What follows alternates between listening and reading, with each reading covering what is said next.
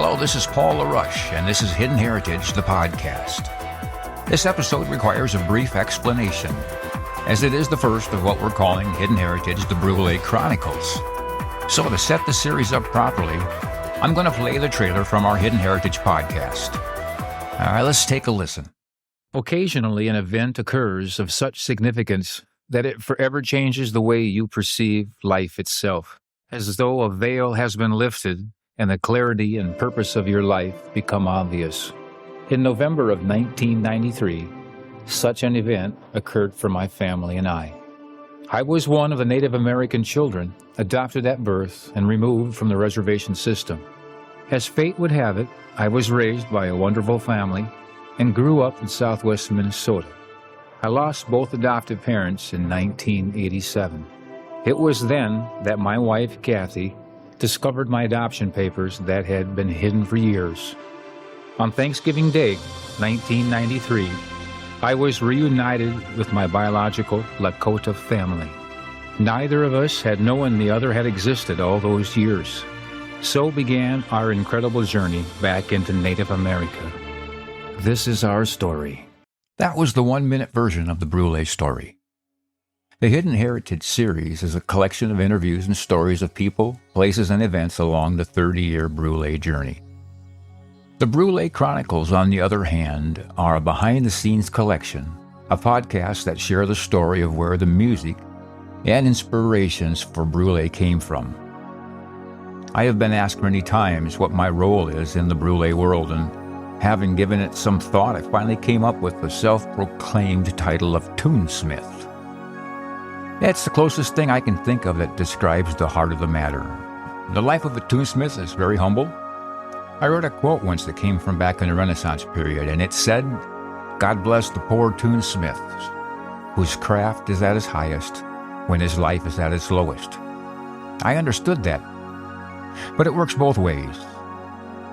So in this episode of the Brule Chronicles, I'm going back in time before the Brule journey began. The year was roughly 1987.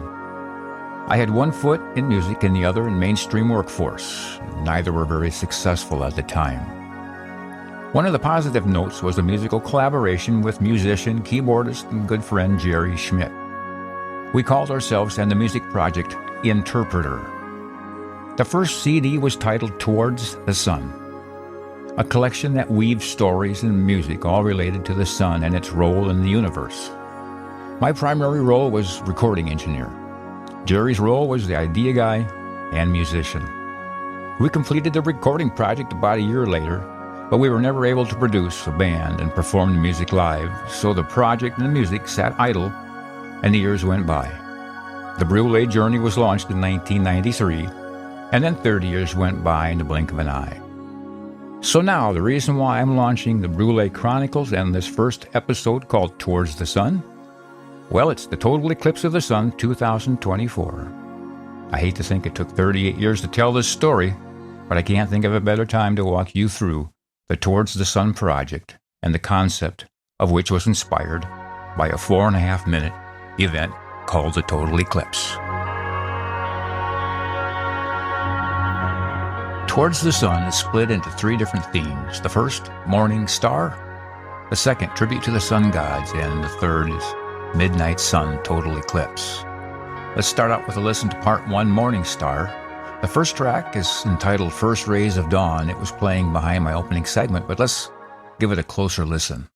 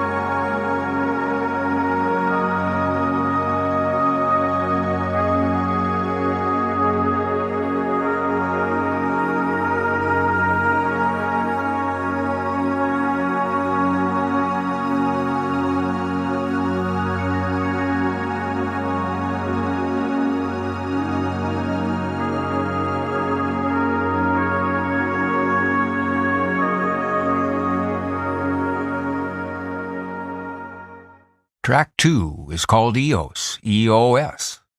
Eos was the mystical Greek goddess who brought the first glimmer of sunlight to mortal humans. Here's a sample of that track.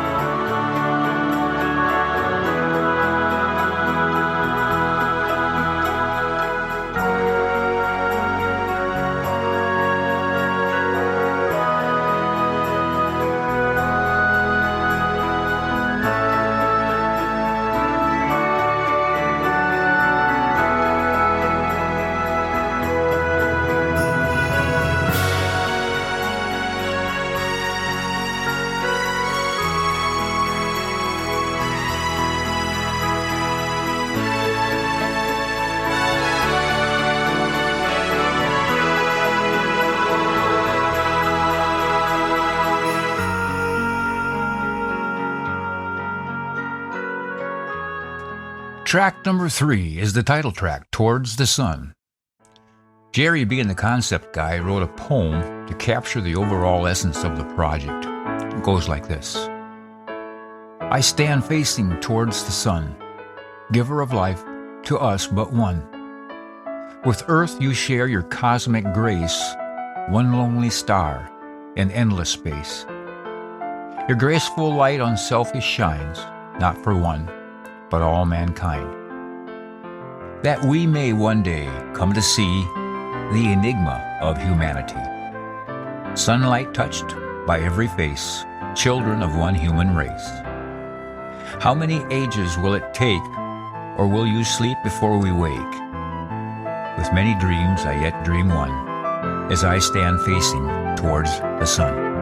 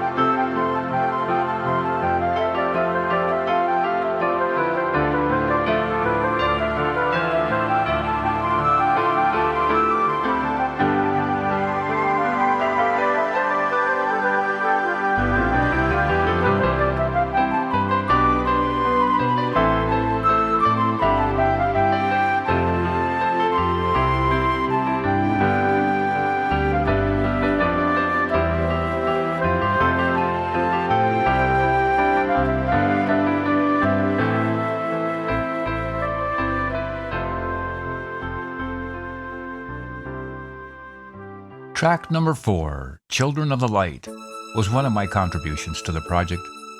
The sun shines equally on all humans.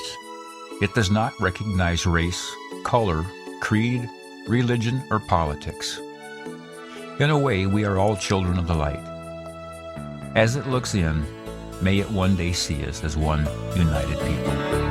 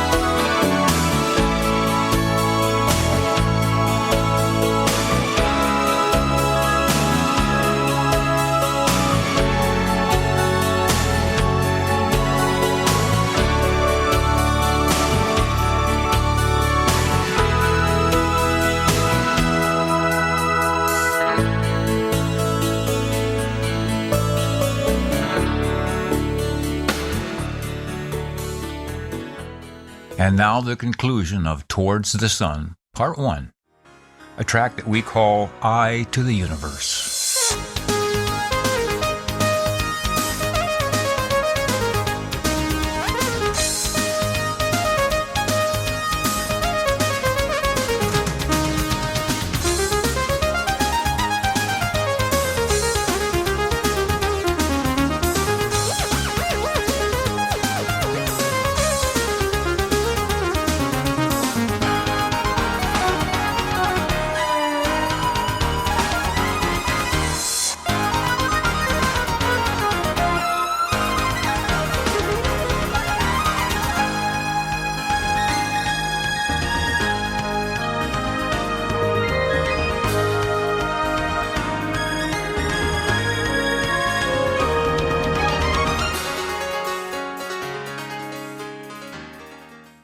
Well, part 2 of our CD, Towards the Sun, is called Tribute to the Sun Gods.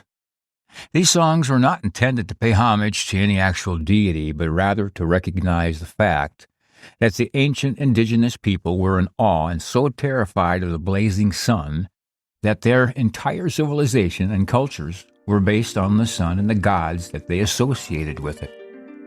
The music in these songs was intended to capture some of the emotion associated with a few of the more visible ancient sun gods from various parts of the world, and we have included, from Greece, Apollo, Japanese, Amaterasu, Ra from Egypt, Shikaru from North American native tribes, and finally my favorite, Inti from Central and South America. Let's take a listen to this medley of songs in tribute to the sun gods.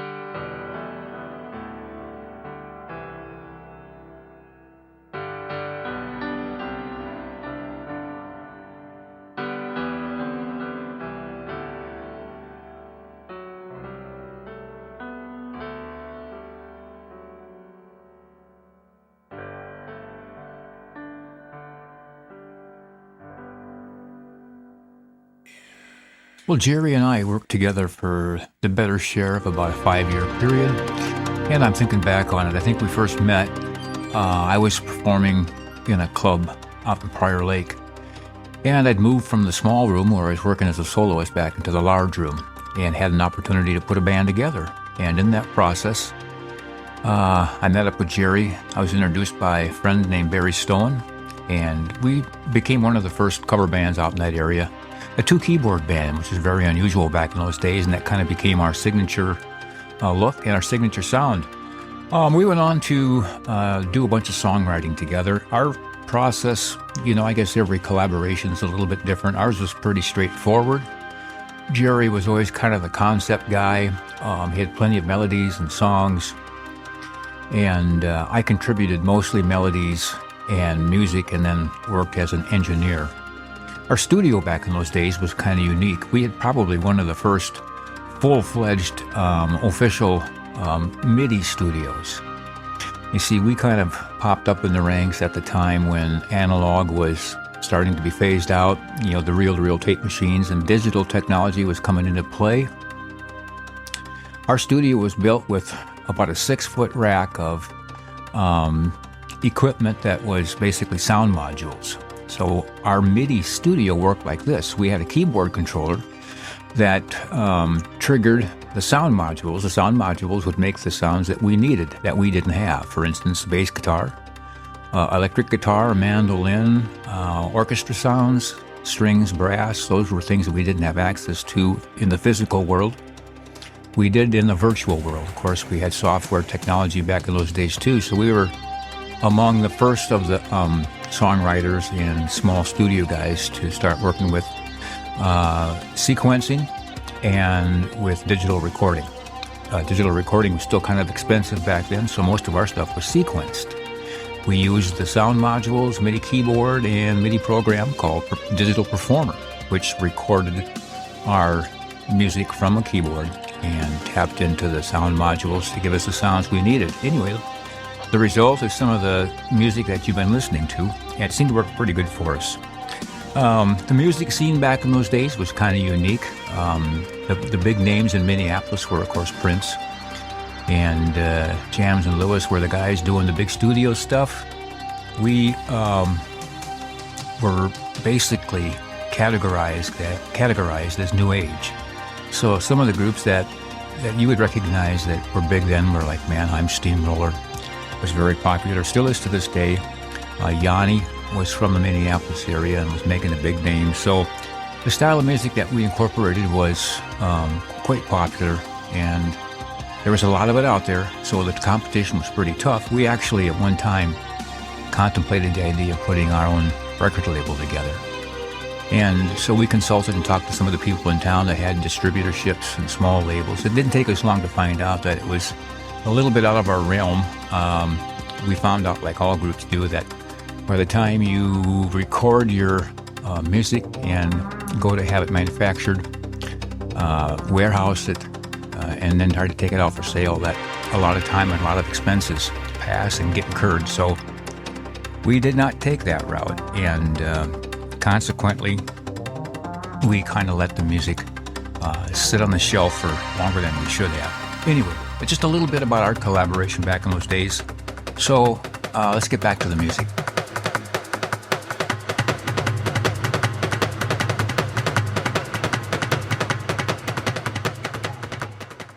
This is the Hidden Heritage Podcast, and I'm your host, Paul LaRush. A total eclipse of the sun. Well, we will experience one in a few days here coming up in April 2024. Yeah, I was checking into this, and the last one occurred August 21st, 2017. It came across the country from Oregon to South Carolina, and millions of people were able to view it. Before that, you had to go back to February 26th, 1979. And it'll be 20 years until the next one happens, and that's in August of 2044. I have been sharing some memories on a music project with you that was produced back around 1987. We called it Towards the Sun. All right, I'm on the last section now, part 3, which is entitled Midnight Sun. And this is our interpretation of the visible and non-visible facets of the sun. starting with equinox and solstice, the ancient calendar of the sun that has been with us for thousands of years.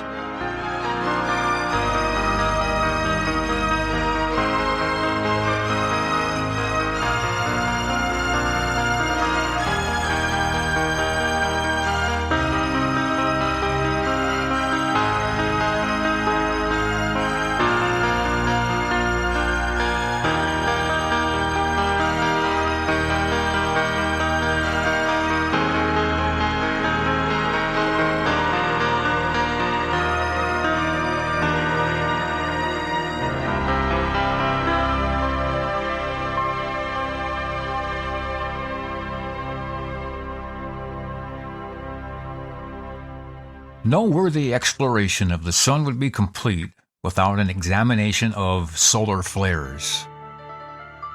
Our interpretation? A track we called Flight of the Firebird.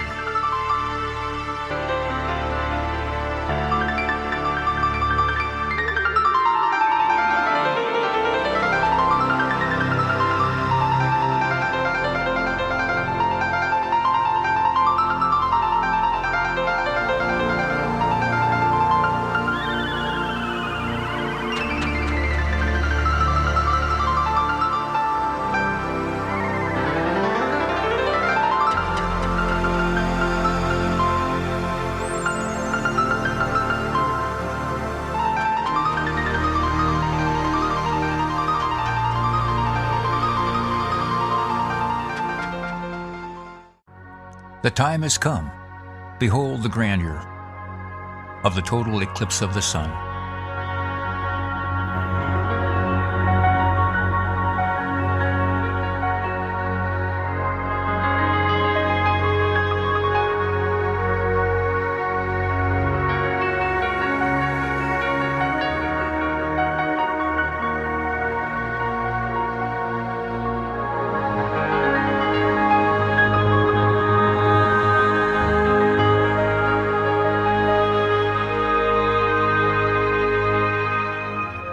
Thank you for joining us on Hidden Heritage. I'm Paul LaRush, and this has been episode number 1 of the Brule Chronicles. It's time for us to conclude our examination of the sun and the solar eclipse. We'll leave you with the song that became a favorite of ours, the one vocal song off the CD, So We Leave As We Began, with the Ghost of the Sun.